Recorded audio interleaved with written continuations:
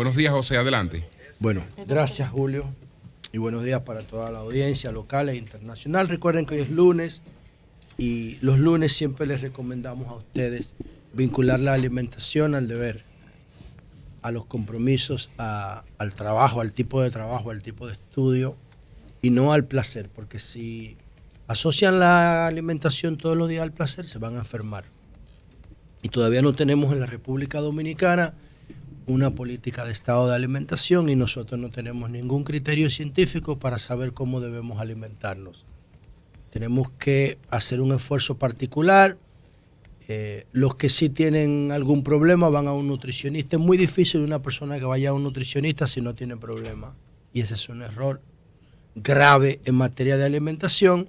Mientras tanto, usted consulte a su médico y busque información en portales confiables para que sepa qué es lo que, a qué nos referimos cuando hablamos de alimentación inteligente. Alimentarnos en función de los valores nutricionales de los alimentos y no del placer, para que no paguemos la consecuencia, no ahora, sino en los años por venir. Bueno, yo pienso que este tema del caso Roe versus Wade es el tema que está dominando la opinión pública, porque no solamente afecta a los Estados Unidos, sino que los Estados Unidos tienen una influencia cultural, jurídica en el mundo entero, y esto va a tener un impacto en el mundo entero en el corto, mediano y largo plazo. Y lo vamos a ver ahora en un enfoque distinto sobre este tema, pero antes yo quiero lamentar el fallecimiento de Margaro, que tuvo tanto tiempo aquí entre nosotros, porque Margaro trabajaba con el boli, que fue, yo pienso que el boli fue la persona, después de Freddy Verasgoico, así que mejor trató a Margaro, porque lo importantizó y le permitió en la última etapa de su vida tener un momento de trascendencia en su carrera. Y esos videos están ahí de los trabajos especiales que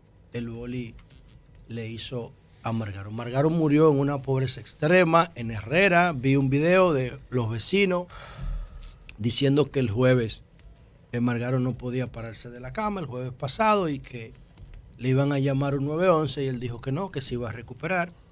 Y luego los vecinos fueron a llevarle una sopa y un té. Oigan lo que le llevan los vecinos, una sopa y un té. Un tipo que se está muriendo. Lo que le decía la alimentación ahora. Y le llevaron una sopa y un té y estaba muerto ya. Murió en un aislamiento extremo, en una pobreza extrema, en una marginalidad extrema y en una ausencia de atención espantosa. Quizás él tuvo la culpa de ese tipo de vida, ese estilo de vida. Pero lo importante de Margaro es quedarnos con todo el humor que nos regaló. Los artistas tienen esa capacidad de mantenerse vivos después de la muerte a través de su arte, a través de su obra. Y entonces Margaro fue una persona muy noble, muy sencilla, con un talento increíble para hacer humor. Y entonces nuestra solidaridad con él y con todos sus familiares y amigos. Miren, señores, vámonos con el caso de Roe versus Wade. Hay que decir que en este tema del caso Roe versus Wade es una decisión que ha tenido un impacto importantísimo en la vida de América Latina.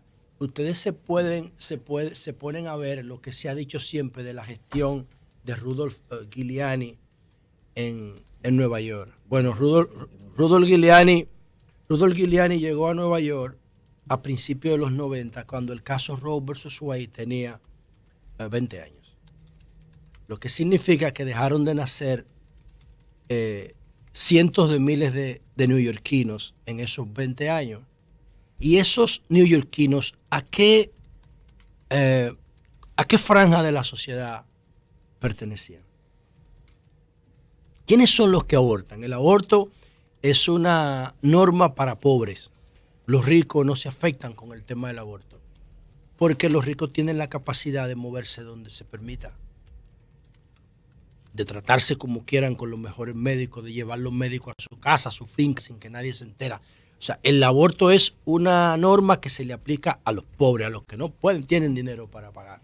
Y tienen que sujetarse a lo que el Estado ofrece. El que puede evadir los servicios públicos en materia de reproducción sexual, pues se pueden ir a otro sitio, a Cuba, qué sé yo, que eso es una cosa normal allá. Y entonces, cuando Giuliani llega a Nueva York, se beneficia del impacto que ya había tenido el caso Roe versus Wade y también se beneficia de otro elemento, que son las deportaciones. Porque él podía deportar, como aquí, por ejemplo, que nos llegan 10, 15, 20 dominicanos toda la semana, porque violan las normas en Estados Unidos. Ese era otro factor a favor que tenía Giuliani. Pero el aborto es clave porque, y lo vamos a ver un poquito más adelante, porque los que abortan, los que recurren al aborto son los más informales, los más improvisados. El aborto es el extremo de la improvisación, con una cosa tan seria como lo es un hijo, un proyecto de un hijo.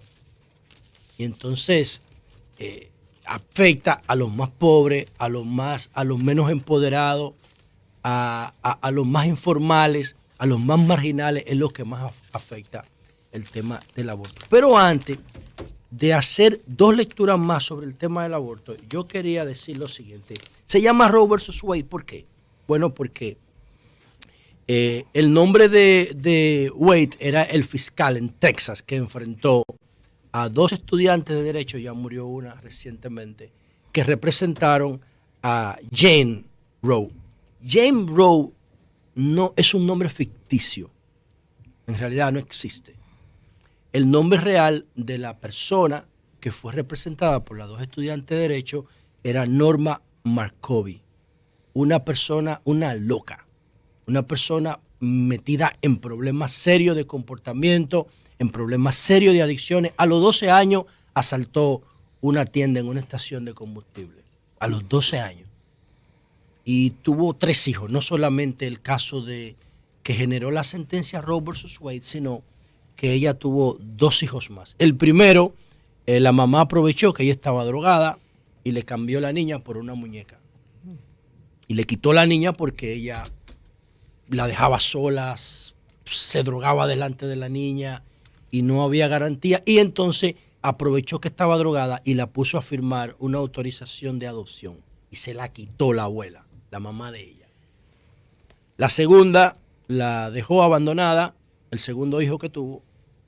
Y el tercero es el caso Roe versus Wade. ¿Y qué es el caso Roe versus Wade? Bueno, ella alegó, ella fue a buscar los servicios de aborto y alegando que ella había sido víctima de una violación múltiple y ella no sabía cuáles eran los padres, quién era el padre del niño, no sabía nada, en una fiesta, salir de una fiesta, algo así. Y luego le negaron el tema del aborto y ella, en lo que se produjo el caso, en lo que el caso se llevaba a cabo, ella dio a luz, pero ella no quería a la criatura porque ella no sabía quién era el padre. Y yo pienso que esa era media verdad, porque lo otro era que Norma Markovi no asumía ningún tipo de responsabilidad. No lo asumió hasta su muerte. Si le ofrecían $50,000, hoy Parenthood International, por ejemplo, ella apoyaba el aborto. Y si al otro día venía una iglesia que también la financiaba y le ofrecía $50,000, $10,000 más, ella decía que ella estaba en contra del aborto. Era una persona sin responsabilidad. Pero su caso marcó para siempre la historia de los Estados Unidos.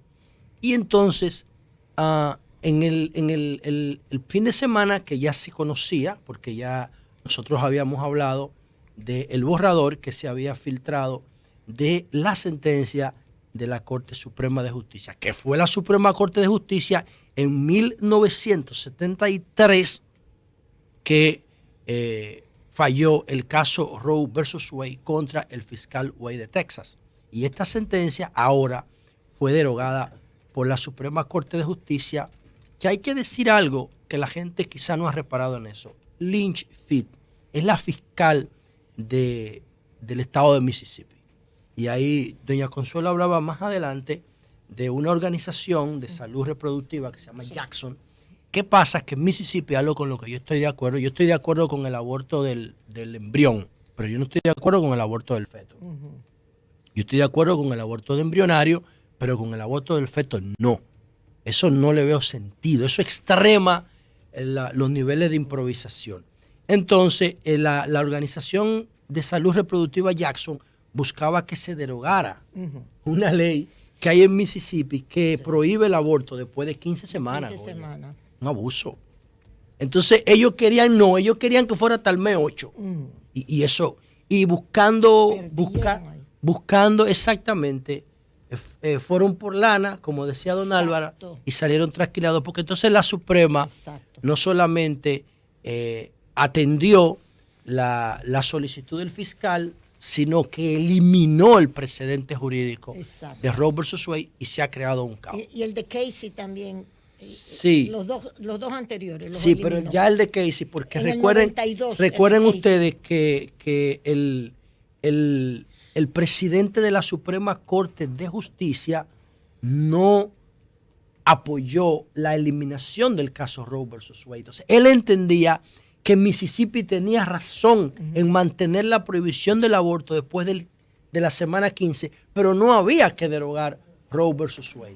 Por eso el presidente de la Suprema Corte de Justicia no estuvo de acuerdo, hizo un voto individual motivado, apoyó la decisión, pero no la derogación del caso Roe versus Wade. Ahora, ¿cuáles son las implicaciones, brevemente, de este tema? Bueno, para mí los trumpistas, porque esta es una decisión político-ideológica, no es una decisión jurídica, es así. Ni científica tampoco. ¿Cuál es la lectura política que yo le doy a este caso? Político-electoral primero. Bueno, el gobierno de Biden está atrapado por la crisis económica de post-COVID y por la consecuencia de la guerra de Ucrania. Sí. Entonces, ahora la Suprema Corte le ha dado 2 soplos de aire al gobierno de Biden con cara a las elecciones de noviembre. El tema de las armas, la mayoría de los norteamericanos está de acuerdo con la regulación de las armas, incluyendo gente que se define como de derecha y de centro, están de acuerdo con la control de armas, y el tema del aborto. O sea, está poniendo en la mesa electoral elementos que pudieran ayudar a Biden en la recuperación de la imagen de su gobierno, que van más allá de lo económico. Y ustedes ven todas las protestas que se están generando. Acuérdate que en el Obamacare, aquel plan de salud de Obama, el aborto tenía toda la seguridad de que se podía hacer, ejecutar bajo condiciones de seguridad. Sí, porque es un tema ideológico. Bueno, lo boicoteó Trump. Lo boicoteó Trump. Claro. Pero el tema electoral inmediato de cara a noviembre ya va a estar influenciado por esta decisión política de la Suprema Corte de Justicia, igual que el tema de las armas, y pudiera mucho ayudar al gobierno de Biden a recuperarse, aunque yo creo que los demócratas no deben pensar en Biden nuevamente para postularse. No pueden hacer eso. Tienen que buscar otro perfil que sea más competitivo. Tampoco, no la veo tampoco con esa. Bueno, la otra lectura que yo le doy al tema de la derogación del caso Roe versus Wade es la lectura demográfica. Aquí los trumpistas caen en un gancho. ¿Por qué? Porque ahorita yo decía cuáles son los sectores que tienen más tendencia a abortar. La planificación es un valor del desarrollo. Y usted no se puede planificar si usted no tiene recursos, si no tiene dinero. Usted puede decir, viene un fin de semana largo, yo voy a irme para el campo y voy a ahorrar 20,000 pesos. Si tú te lo puedes ahorrar, si tú tienes. Si tú no tienes recursos, ¿cómo tú planificas? Tienes que tener recursos para planificar. Entonces, lo primero que debe planificarse después que una persona tiene la decisión de hacerlo es el embarazo. Claro. O sea, ¿cómo diablo a una persona que va a estar contigo durante mínimo 20 años, 21 años en Estados Unidos, 18 aquí, tú no la planificas? Entonces, tú la traes de repente a lo loco, no te cuidas. Porque acuérdense ustedes que antes de llegar a la necesidad del aborto, tú tienes como 10 formas de evitar ese embarazo. ¿Qué píldora del día después? ¿Qué anticonceptivo? ¿Qué condones? ¿Qué el diablo? No, inclusive el aborto embrionario, que es mucho más simple que el aborto fetal. Pero no, tú esperas el aborto fetal. Eso es una locura. Entonces, ¿cuáles son los sectores y los perfiles de personas que tienden a hacer eso? Los más pobres, los más subrepresentados, los más marginales, los más marginados. Entonces, ¿quiénes son esos normalmente en Estados Unidos? Son demócratas. Son demócratas. Los migrantes, los que viven en la periferia, son demócratas la mayoría, casi todos. Entonces, dice Parenthood Internacional que 36 millones de mujeres se van a ver afectadas por esta decisión en Estados Unidos. ¿A qué partido pertenecen esas mujeres? ¿A qué partido pertenecen? Entonces, la tendencia demográfica en los Estados Unidos es que para el 2060 los hispanos y los blancos van a ser franjas demográficas iguales. Los hispanos y los blancos para el 2060. Pero ¿qué pasa? Que por cada hijo que tiene un blanco norteamericano, un hispano tiene 2, o tiene 3, o tiene 2.5. Entonces, esa tendencia de igualdad demográfica entre hispanos y blancos al 2060 ahora se dispara en favor de los hispanos. ¿De qué partido son la mayoría de hispanos? Demócrata. ¿De qué partido son la mayoría de asiáticos? ¿De qué partido son la mayoría de negros, que son los que más abortan? Son demócratas. Entonces los demócratas en el fondo se van a beneficiar de esta situación porque van a nacer más demócratas. Van a nacer más demócratas. Una persona educada, una persona con derecho garantizado, una persona con recursos, no tiene la necesidad de abortar. No la tiene porque se planifica. Y por último, el tema de la seguridad. ¿En Estados Unidos tienen problemas con la seguridad ahora? Bueno, ¿cuáles son las posibilidades de que un nacimiento, producto y resultado de un hogar formal, con toda la garantía de un Estado de Derecho, termine en violencia? Muy pocas. Muy pocas. Si ustedes cogen los expedientes y se ponen a hacerle data mining, ustedes van a ver que la mayoría de las personas que delinquen con violencia en la calle, que suelen cometer delitos con violencia, vienen de hogares informales, vienen de hogares marginados, vienen de hogares a los cuales se les niegan los principios del Estado de Derecho. Esos son los que generan violencia. Entonces, esos son los que no nacían ahora y que a partir de esta derogación van a comenzar a nacer otra vez. Lamentablemente, y tenemos dos caminos: o le garantizamos todos los derechos a esos niños y niñas para que no terminen en embarazo adolescente, en droga, en pandillas como las maras del Salvador, en narcotráfico, en bandas. O le garantizamos el Estado de Derecho, o tenemos que prepararnos para bregar con esas consecuencias de la derogación del caso Roe versus Wade. Cambio y fuera.